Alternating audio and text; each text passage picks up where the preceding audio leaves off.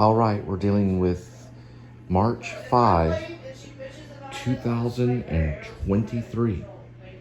And there's Kitty. Hey, Kitty, over here. Kitty. Hey, Kitty, there we go. And welcome to the Please Subscribe show.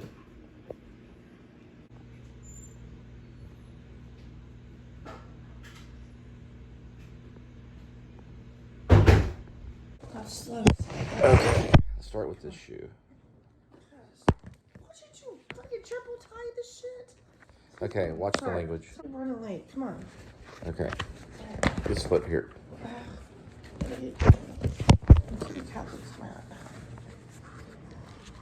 Can you press down on the heel? Yeah, that's fine. Okay.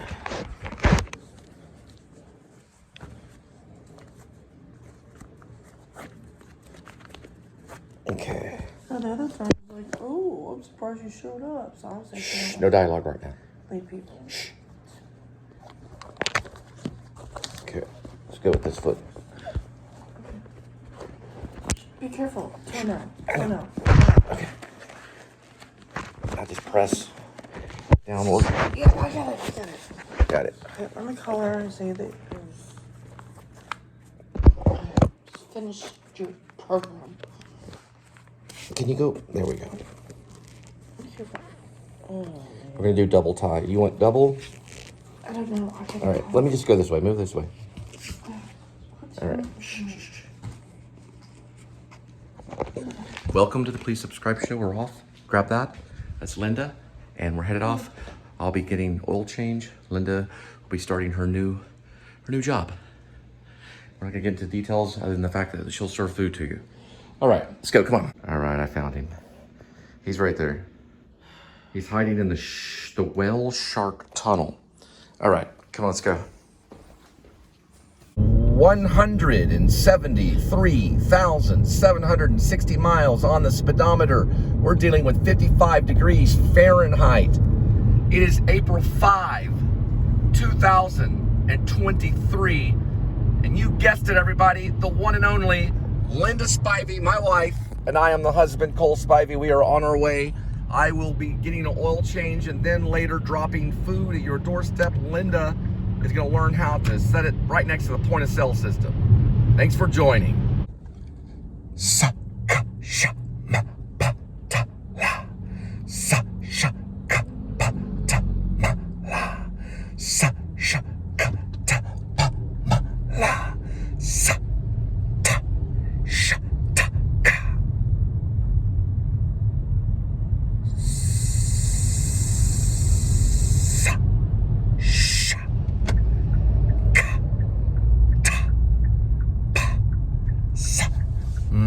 Nata ra sna rata la sha ka pa ta ra sna sha ka ra sna ta sha ka pa ta sa ta la.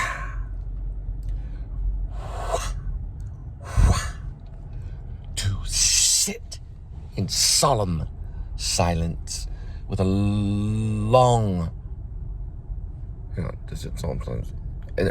to sit in solemn silence on a dull, dark dock, in a pestilential prison with a lifelong lock, awaiting the sensation of a short, sharp shock from a cheap and chippy chopper on a big black block.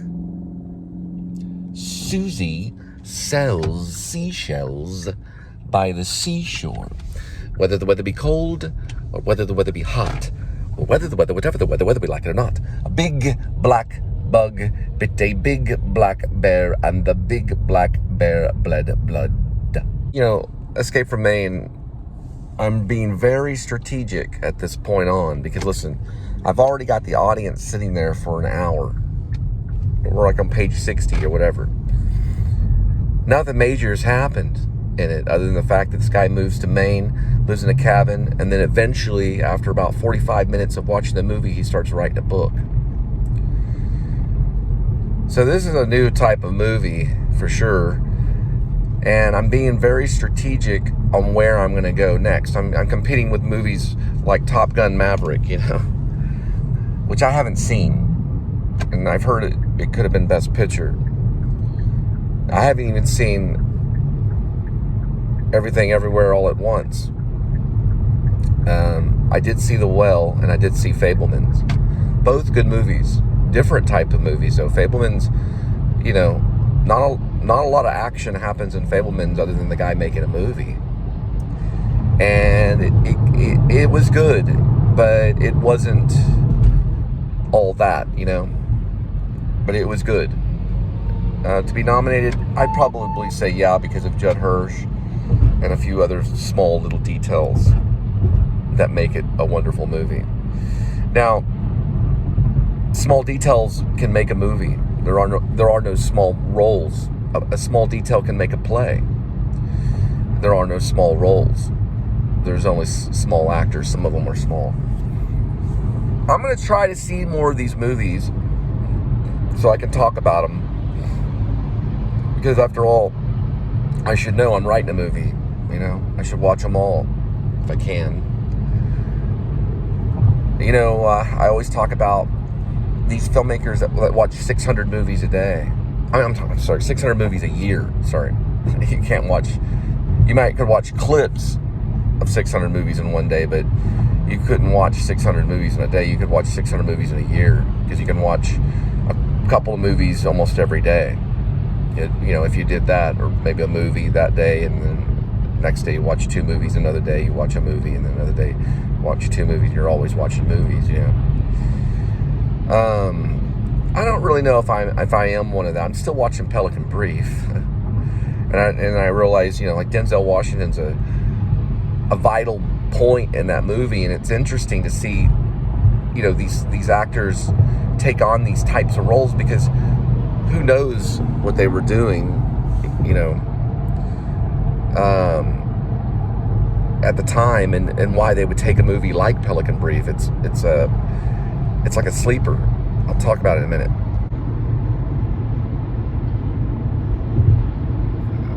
Sorry, the reason I cut out was because I had a phone call. That was H&R Block, and I explained the $400 filing fee, or this $399.99 to simply file these 3 separate jobs, which was for Grubhub, DoorDash, and for Einstein Bagels. But back to Pelican Brief. I mean, if I were to go up to a bunch of filmmakers and say Pelican Brief is a masterpiece, they could see the worth in it, because for one thing, the sound quality is good, the color code is nice, you got great actors like Denzel Washington, Julia Roberts, Sam Shepard, John Hurt. Very well could be. We won't know until maybe 50 years from now. But it's an important movie because it's dealing with a legal thriller suspense. And this is a time in society, and this is the 90s, when that started to solidify in filmmaking as like a movie that you would go see. A movie about lawyers and a thriller, crime. Firm was the first one with Tom Cruise that John Grisham had written, for the movies. Firm was one of the first big ones that John Grisham had written for the movies that was like a blockbuster, and that was with Tom Cruise, and I saw that in the movie theaters and was blown away. And that was the first crime thriller that dealt with a law firm. So it started to solidify in the 90s, and now it's just another crime thriller, or what they call a legal crime thriller, or a legal suspense thriller, I think is what the term is on Wikipedia. Legal suspense thriller is Pelican Brief. And then John Grisham continued to write all these novels. Watch out, object on road ahead. I certainly will, thank you, Waze. John Grisham continued to write these types of novels. Now, when I wrote my first kind of attempt at like a novel that I was going to place somewhere online, and I was going to write this novel, and I was going to make sure it got somewhere online, or I was going to give it to somebody or whatever. It was called The Untitled, and it's on I believe fan fiction first, and then I think it may have been on a Fiction Press. I get those two mixed up because one's a .org and one's I believe a .com. Fanfiction.org, and I think the other one's .com. They're two different types of platforms that I use. So it took me a while to find it, and then I was able to finally go to fanfiction and then upload Untitled, which was the first big book that I did. I lived in Euless. And then I uploaded it also on Fiction Press. And I used an old Dell computer to do the whole thing. And the Untitled has a character named Jay. But when I go back and I look, his last name is Grisham. So there was a reason I called the character Jay, and then I called him Grisham. It's not necessarily the character John Grisham, because Grisham is more than one person has the name Grisham. There's more than one family. There's more than one person out there that has that last name. So there's no real tie between John Grisham and the character I wrote, Jay Grisham, in the book called The Untitled, which is about Jay Grisham. Then I believe a character, I want to say maybe Jonah, and then there's a character named Steve What's-His-Face. There's 3 characters in it that are the same entity. They change form in the book. It's kind of otherworldly. But I remember, because these characters you have to keep up with. They're like old friends, and you remember them. You're like, oh yeah, I remember that guy. And I wrote this maybe 2003. So it's been nearly 20 years since I've gone back and accessed that book, The Untitled. And I still remember Jay Grisham's character's name. I still remember, I believe, the name was, I think it was Jonah. And then I still remember Steve What's-His-Face, which was the 3rd story. You could even say it's Jay, Jonah, and Steve What's-His-Face. I'll have to go back and look. Like I said, it's been, 20 years. 2003, 2013. Yeah, it's nearly been 20 years. A story sitting there. And it's online. So, wow. Now, the reason I mention it is because that Grisham name comes about. And Grisham was a lawyer. I don't know a whole lot about his life. But Pelican Brief got my attention because I was on set. I was there at the age of 19.